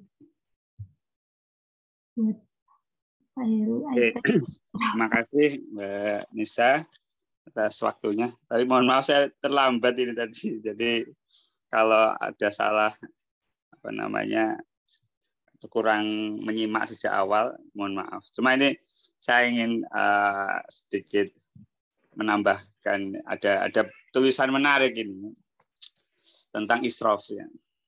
Jadi diriwayatkan Qara al-Hasan al-Basri al-ayah liyas ala-sadiqina an sidqihim fabaka bukaan syadidan kila ma yabkika qala idza kana as-sadiquna sayas'aluna an sidqihim famadza sanaf'alu nahnu.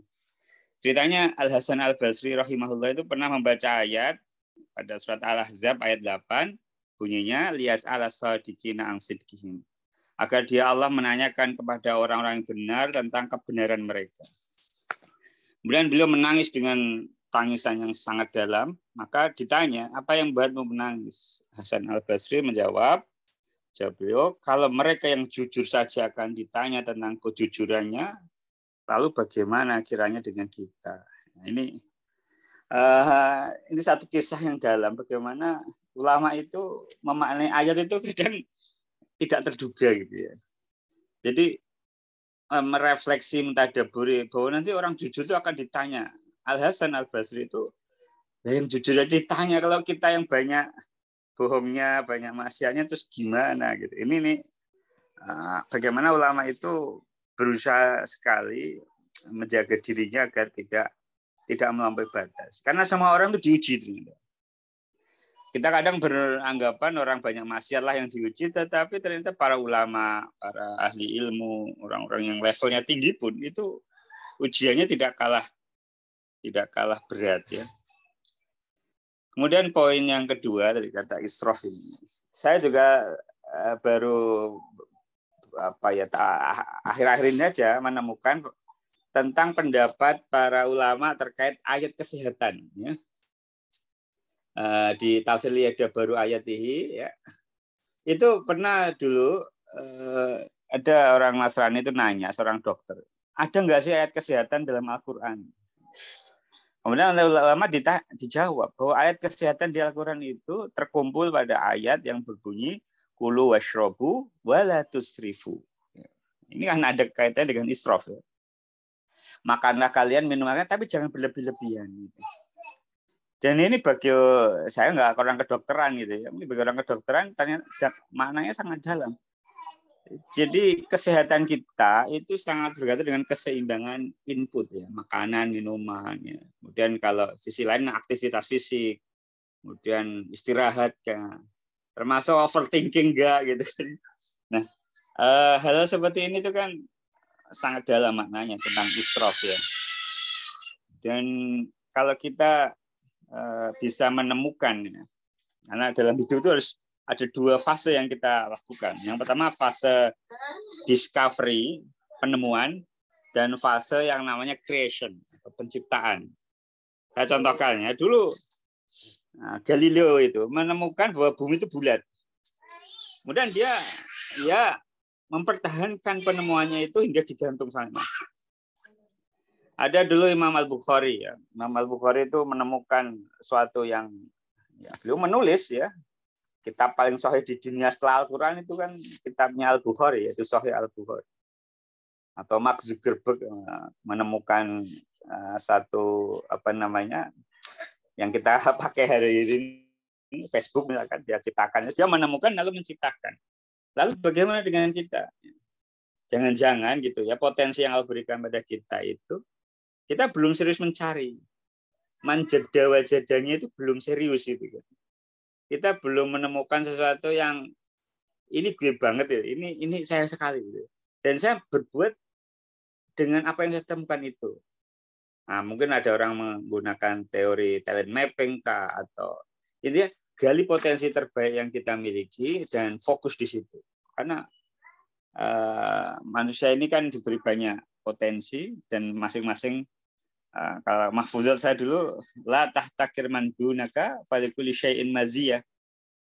Jangan hina orang di bawahmu karena segala sesuatu memiliki kelebihan. Ikan nggak boleh menghina burung, burung juga nggak boleh menghina monyet dan yang lainnya. Kalau jadi burung, burunglah yang hebat. Kalau jadi ikan ya jadilah ikan yang profesional. Nah, ini semua bisa kita capai kalau kita nggak israf. Kita nggak wasting time, kita nggak sia-siakan potensi kita dan kita fokus menemukan hal terbaik dalam hidup kita dan membuat legacy ya, penciptaan sesuatu.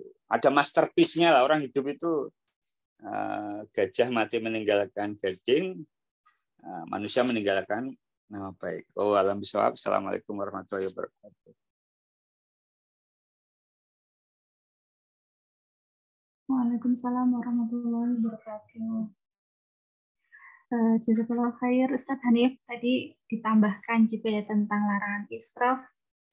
Kalau tidak salah di surat Al-A'raf ayat 31 tentang larangan makan dan minum berlebih-lebihan dalam rangka menjaga kesehatan. Mungkin dari Ustadz Bikzaman ingin menanggapi apa yang disampaikan oleh Ustadz Heru dan Ustadz Hanif tadi. Monggo. Cukup, udah mencatat insya Allah dari asatizah. Monggo kalau ada yang mau menambahkan, mengkoreksi. Tafadhol. Jazakallah khair Ustadz Hanif dan juga Ustadz Heru. Baik, silakan kepada teman-teman. Ada yang ingin bertanya? Bisa langsung open mic atau melalui chat. Di sini ada Bang Muji. Mungkin ingin menambahkan, Bang Muji.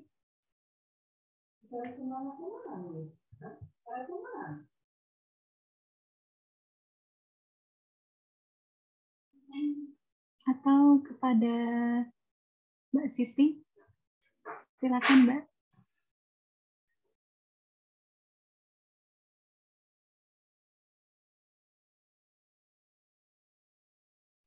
Ya, mungkin sedikit di Al-Imran ini saya menemukan beberapa ayat yang mengandung banyak doa ya.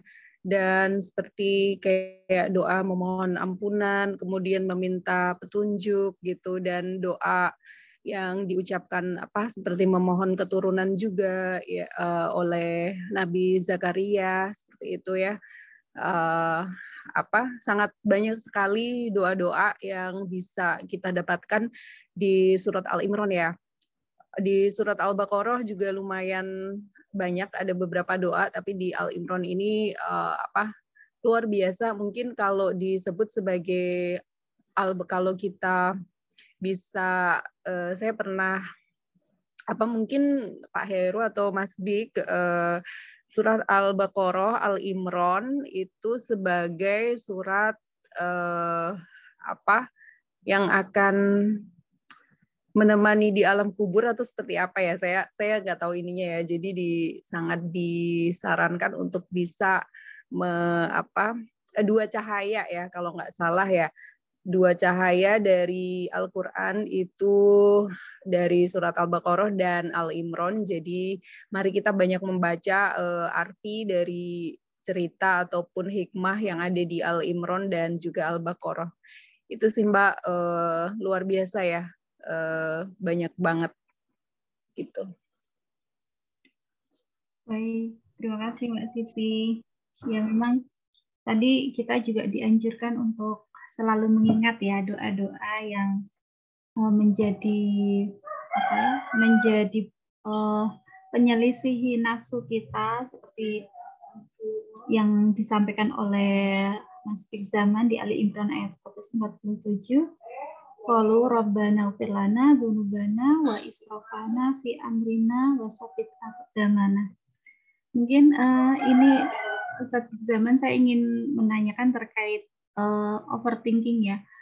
Jadi sebenarnya kalau kita sebagai perempuan ya mungkin membawa segala permasalahan itu tidak hanya menggunakan rasio seperti laki-laki begitu, tetapi juga mempertimbangkan rasa, menggunakan perasaan begitu, sehingga untuk mengambil keputusan itu banyak opsi gitu, banyak alasan, banyak yang harus dipertimbangkan. Nah, ada nggak tips gitu untuk para kaum perempuan gitu untuk lebih bisa menjaga menjaga akalnya, menjaga pikirannya agar itu tadi tidak jatuh pada israf berlebih-lebihan gitu. Kadang mau check out gamis atau peralatan rumah tangga kayak gitu, dengan menyampaikan berbagai dalih untuk kebutuhan di rumah dan sebagainya. Nah, itu itu boleh nggak sih seperti itu? Atau kita perlu mempertimbangkan pandangan dari kaum laki-laki atau suami begitu? Mungkin itu saja. Bisa mohon pendapatnya. Terima kasih. Mana ya jawabnya? Bismillahirrahmanirrahim. Wassalamualaikum warahmatullahi wabarakatuh. Yang pertama memang yang namanya perempuan, ibu-ibu, para ummahat itu memang punya satu hal yang tidak bisa lepas ya, yang pasti melekat dalam jiwa seorang ummahat ya, memang tidak akan pernah bisa ya mikirnya itu memang pakai perasaan. Jadi nggak bisa pada ini ya, tapi nggak semua orang sini juga kenal beberapa perempuan, beberapa ummahat yang itu sangat logis dalam berpikir dan segala macamnya. Mungkin ini kadarnya masing-masing orang-orang berbeda-beda. Tapi ya pada umumnya emang seperti itu, defaultnya ya, template-nya seorang ibu-ibu, seorang mbak-mbak dimanapun itu pasti akan banyak faktor pertimbangan perasaannya dibandingkan dengan logikanya. Artinya memang ini jadi sesuatu hal yang memang harus makin ekstra ya. Kayak gimana ya? Mungkin analoginya mirip kayak kita itu misalkan baru pertama kali belajar naik motor atau naik mobil gitu kan ya. Kita masih awal-awal belum lancar-lancar banget. Nah, dari awal karena kita tuh belum lancar bawa motor, bawa mobil, harusnya kan makin naik ya awareness kita. Kita tuh nggak boleh santai gitu bawanya. Kita harus lebih awas, kita lebih hati-hati, kita lebih benar-benar merhatiin tuh ngambil kalau bisa ada jarak aman ya ambil jarak aman. Kayak saya baru setahun terakhir ini kan baru dengan izin Allah baru belajar naik mobil. Jadi udah agak tua nih baru belajar mobil tuh di umur di kepala 3. Tapi ya udah bismillah nggak apa-apa kan ya. Alhamdulillah udah mulai agak lancar sekarang. Tapi kalau saya ingat setahun terakhir dulu waktu masih ngelancarin itu ya sampai kayak milih jalan gitu, kayak kalau misalkan ada tuh belokan di rumah saya, kalau misalkan gampangnya ya, kalau misalkan saya tuh lewat jalan di sebelah kanan itu beloknya tuh tajam banget ya. Nah, tapi kalau misalkan saya tuh lewat jalan di sebelah kiri yang relatif lebih lurus itu nggak perlu belok tajam. Nah, kalau buat teman-teman yang pernah ngerasain bawa mobil awal-awal itu kan pasti belok itu kan ada skill ya. Kita mempertimbangkan beloknya tuh harus pas di posisi ini udah ngelewati spion apa enggak, ini ngebeloknya tuh di angka yang pas apa enggak. Karena kalau motor sama mobil kan bedanya, mobil itu posisi driver kan agak ke kanan ya, sedangkan posisi mobil tuh masih di kirinya tuh masih cukup jauh tuh. Nah, memperkirakan ujung kiri mobil paling depan tuh PR untuk orang-orang atau penyetir mobil pemula.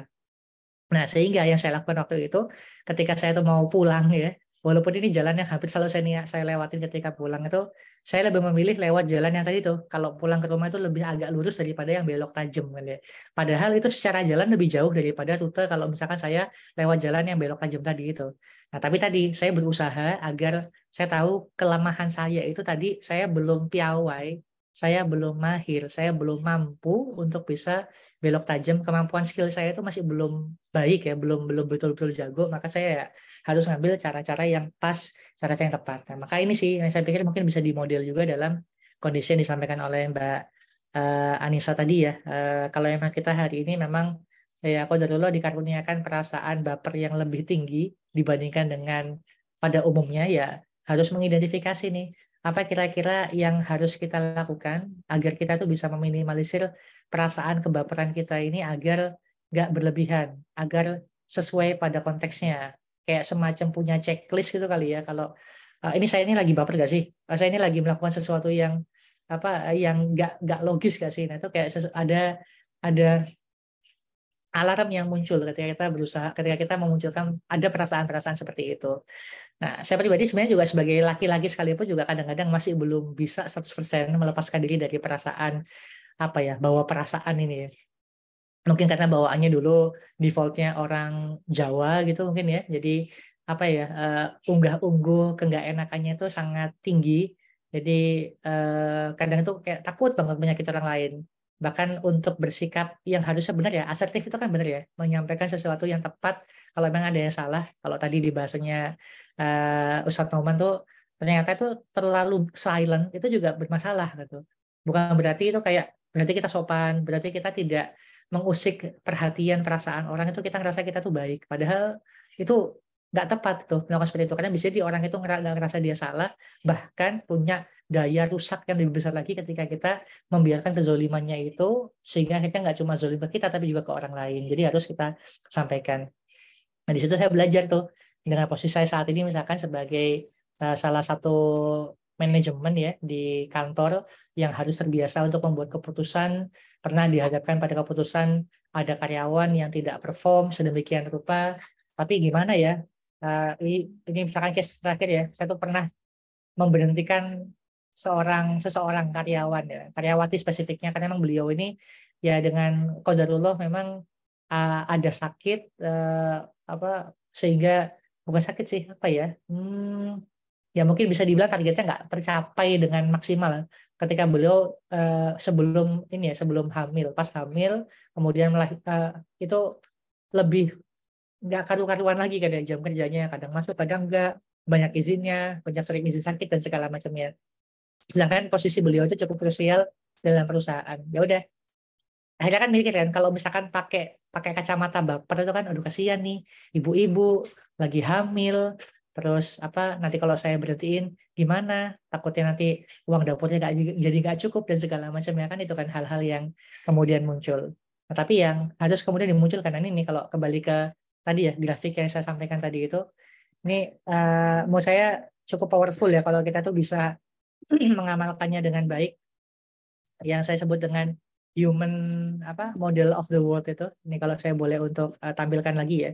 Ini coba aja teman-teman sekalian memodelkan dalam diri kita pribadi ketika ada satu buah kejadian ya, yaitu kadang-kadang kejadian itu memang ya ini yang saya tandain ya, ada warna hijau ya, ada kejadian, ada hasil. Terus yang warna biru pikiran, perasaan, perilaku.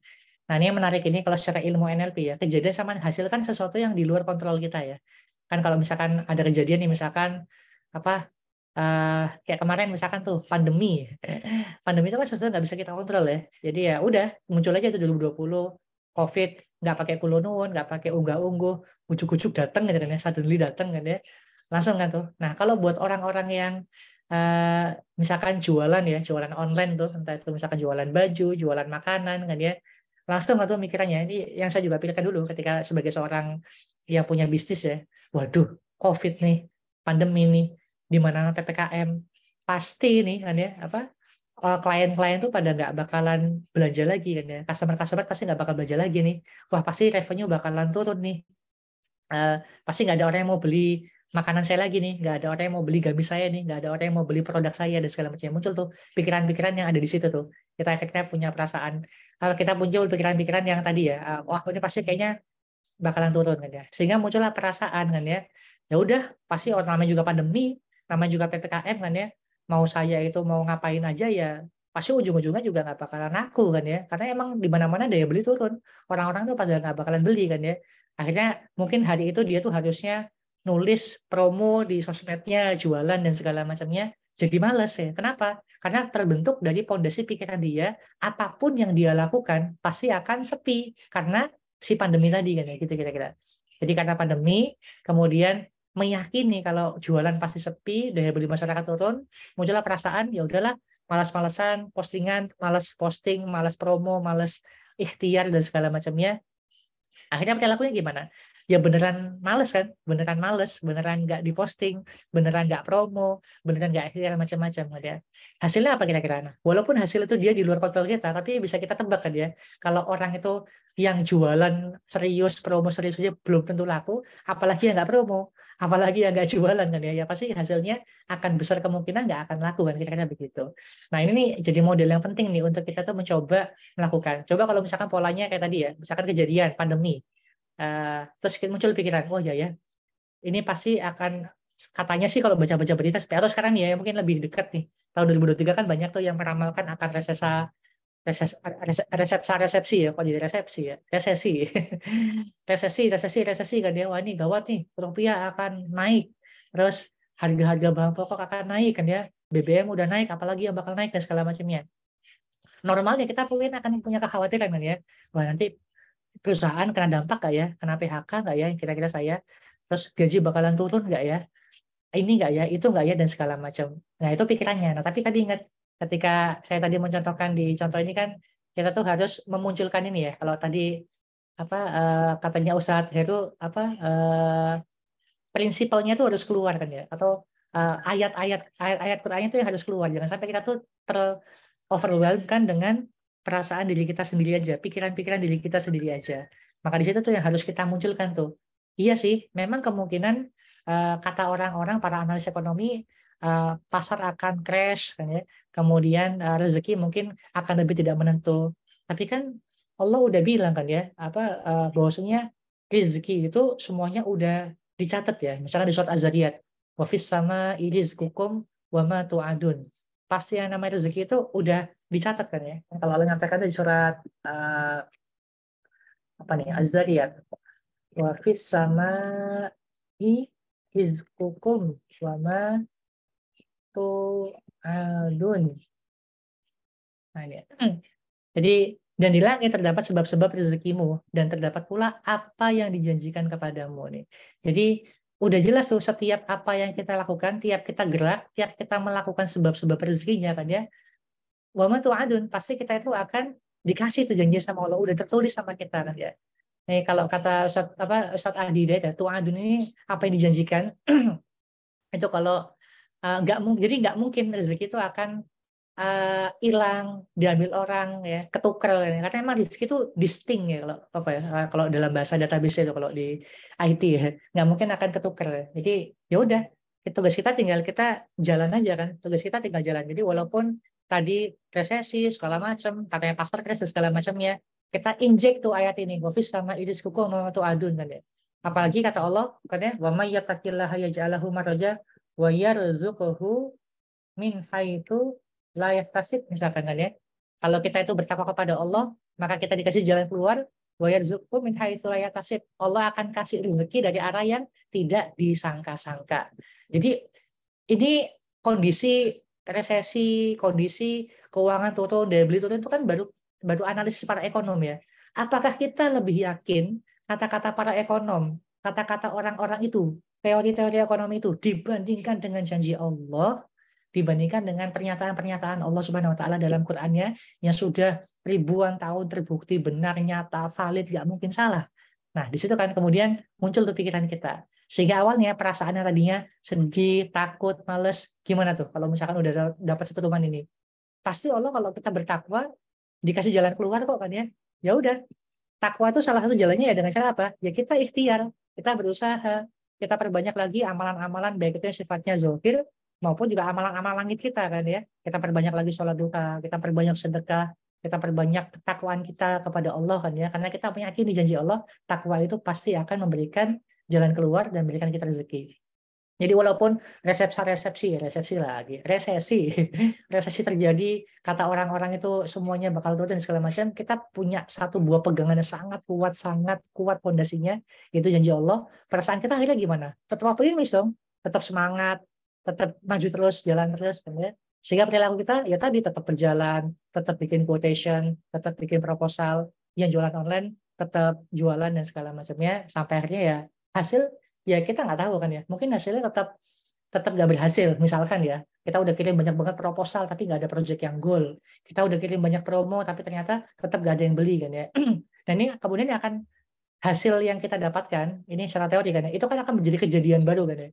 Hasilnya tadi misalkan jualannya nggak laku, jualannya nggak laris, proposalnya nggak ada yang deal kan ya, maka akan jadi kejadian baru kan ya. Nah akan muncul lagi pikiran baru nih ketika kita mencikapi tadi nggak laku ini, apa yang harus kita lakukan, pikirannya apa nih kan ya. Nah kalau misalkan muncul pikiran lagi, tuh kan udah dibilangin kan orang resesi nggak mungkin lah bisa untung, nggak mungkin lah bakal ada yang beli kan ya, kan susah ekonomi. Oh gitu ya, muncul lagi perasaan tuh kan ya, oh ya udah deh berarti emang apapun yang kita lakukan nggak akan berguna nih, ya udahlah kita kayaknya nggak bisa ngapa-ngapain nih. Akhirnya selanjutnya nggak mau usaha lagi, salah kan ya. Ternyata iman kita tuh cuma satu circle aja, cuma satu cycle doang kan ya. Di cycle kedua kita udah kalah kan ya. Nah di sini kita harus kembali menginjek lagi ayat apa lagi nih yang kira-kira bisa kita lakukan.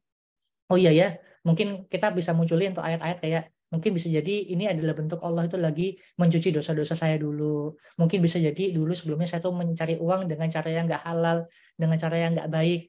Maka saya itu harus sehingga mungkin ini bentuk ujiannya. Terus ingatlah misalkan surah apa tuh Nuh tuh misalkan yang tentang fakultus taghfiru rabbakum innahu kana ghafara. Ya udah, terus ya udah kalau kita mungkin mengingat kita tuh banyak salah, banyak dosa, mungkin kita sebelumnya pernah melakukan muamalah-muamalah yang salah, belum belajar, ya udah kita minta ampun sama Allah SWT. Karena kata Allah ketika kita itu udah minta ampun sama Allah, janjinya apa? Yursilis sama alaikum idrara wa yumdidukum bi amwal, akan Allah banyakin harta kita kan ya. Nah, kita injek lagi tuh dalam pikiran kita. Kalau kita istighfar, kalau kita minta ampun, kalau kita taubat, insya Allah Allah akan ampuni dosa-dosa kita, Allah akan ganti dengan kebaikan-kebaikan yang banyak. Dikasih amwal, harta, wal banin, dikasih anak-anak, wa yaj'al lakum jannatin wa yaj'al lakum anhara, dikasih kebun-kebun, dikasih sungai-sungai dan segala macamnya. Akhirnya apa? Optimis lagi perilakunya, semangat lagi jualan, semangat lagi promosi dan segala macamnya. Nah, ini agak jauh ya, nyun sewu ya Mbak Anissa, jadi pertanyaan tadi ya.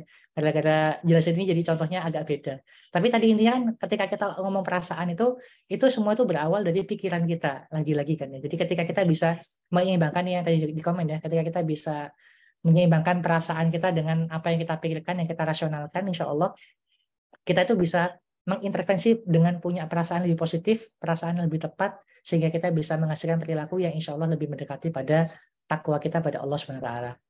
Wallahu a'lam, mungkin itu Mbak. Baik, terima kasih Ustadz. Berarti ini ya, lebih ke kembali nilai-nilai apa sebenarnya yang kita pegang untuk bisa untuk bisa menyeimbangkan problem-problem yang ada, kita bisa survive terhadap itu. Baik, terima kasih. Mungkin karena waktu sudah menunjukkan pukul 7 lebih 6 menit, dari Ustadz Bikzaman barangkali ingin menyampaikan closing statement ya sebelum kita akhiri. Silakan. Coba insya Allah, berarti udah panjang. Ya, insya Allah mudah-mudahan Allah istiqomahkan kita semuanya jauh dari sifat israf, jauh dari hal-hal yang tidak baik dari diri kita.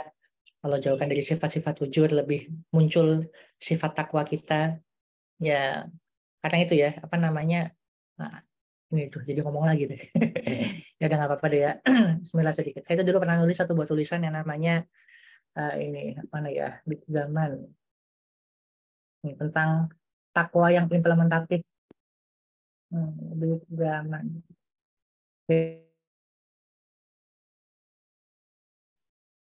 Jadi sebenarnya mungkin ini jadi sesuatu yang ini ya, ketika kita tuh punya sebuah pertanyaan nggak sih, bertanya-tanya kenapa sih Allah tuh menciptakan nafsu kan ya, kenapa sih kita tuh, ini sebenarnya dulu tulisannya saya buat ketika ba'da Ramadan, kita kan biasanya tuh harusnya makin bertakwa ya, tapi ternyata kita tuh malah malah pesta pora setelah itu kan ya, mudik lah sehingga kita lupa dengan tradisi ibadah kita dan segala macam.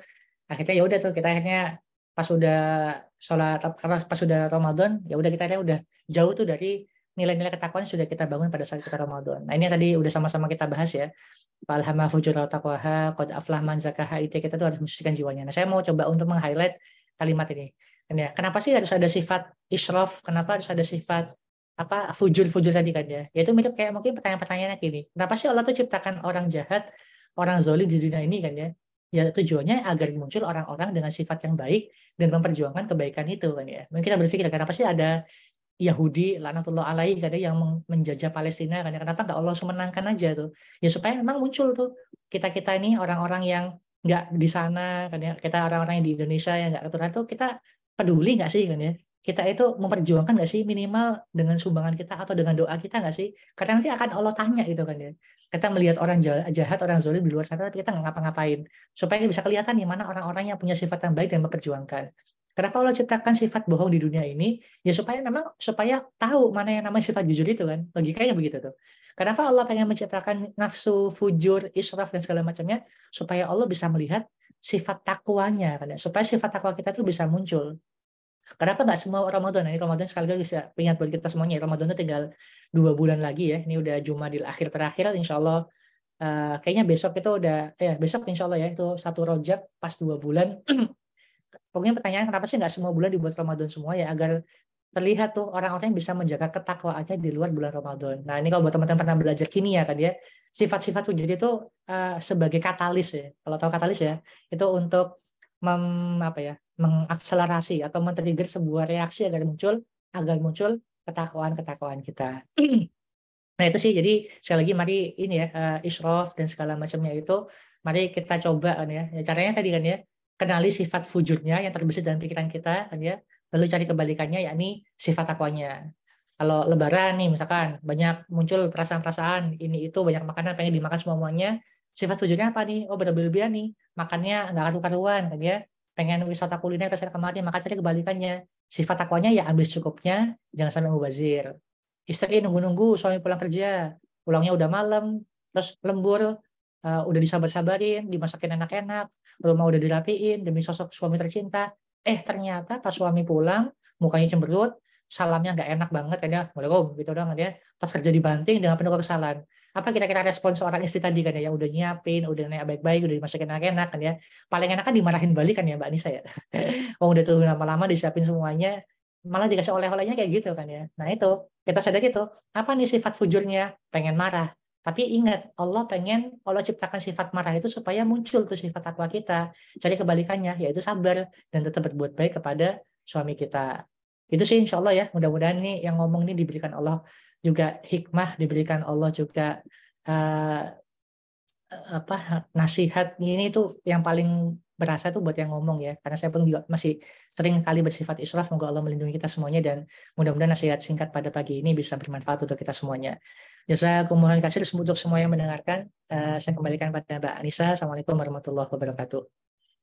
Waalaikumsalam warahmatullahi wabarakatuh. Alhamdulillah, jazakallah khair katsir kepada Ustadz Bikzaman.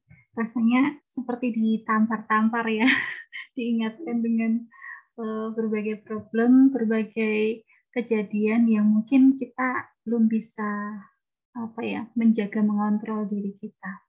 Semoga dengan apa yang disampaikan oleh Ustadz Bikzaman hari ini bisa kembali membenahi jiwa kita, hati kita, diri kita agar lebih bertakwa, agar lebih bisa memahami apa yang oleh Allah terangkan dalam Al-Quran, terutama di surat Ali Imran ayat 147.